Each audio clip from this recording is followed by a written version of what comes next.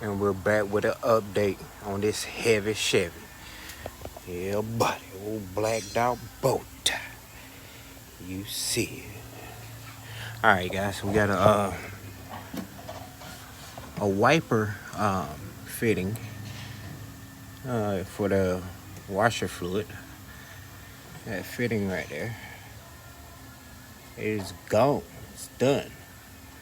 So that's why the wiper sprayer is not working on this side.